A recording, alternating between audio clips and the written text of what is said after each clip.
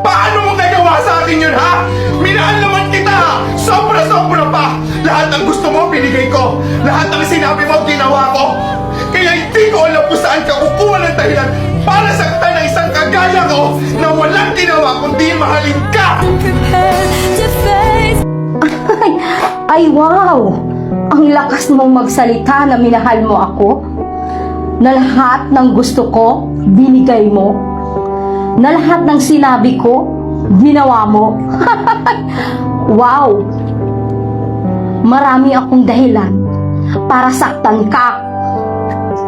Una, nakita kita na may kasama kang babae doon sa mall. Na magka-holding hands kayo. Habang kayo nagtatawanan. Andun ako ng mga time na iyon dahil sinundan kita.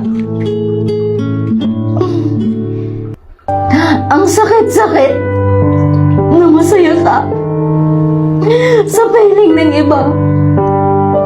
Pero ako, ayon sa isang tabi, nasasaktan ako.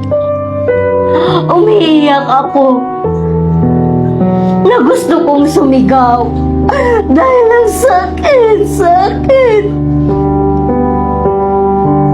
na gusto kitang sugudin doon, pero pinipigil ko para hindi kayo mapahiya sa karamihan ng tao. Iyan bang sinasabi mo na minahal mo ako? Pangalawa, nahuli kita na may ka-video call ka. Kala mo siguro tulog na ako noon. Nagtago ka pa sa CR. Ang kala mo hindi ko maririnig ang pag-uusap ninyo. May pa I love you ka pang nalalaman. Pangatlo, may nakita ako na kwintas sa bag mo. Tuwang-tuwa ako dahil kala ko birthday gift mo sa akin. Dahil malapit na ang birthday ko noon. Isang araw na lang, birthday ko na noon. Nung makita ko yung kwintas na nasa bag mo. Hinintay ko ang mga araw na yon na ibigay mo sa akin. Pero wala. Nabigo ako. Mga isang linggo nakita ko, suot-suot ni Ana ang kwintas na katulad ng nakita ko sa bag mo. Ngayon, may dahilan ka pa para magdrama? Nang lahat ng iyon ay ginawa mo para mahalin ako. Hindi ako ang may kasalanan kung bakit ganito ang ipinapakita ko sa iyo. Ikaw ang minahal ko pero hindi mo pinahalagaan.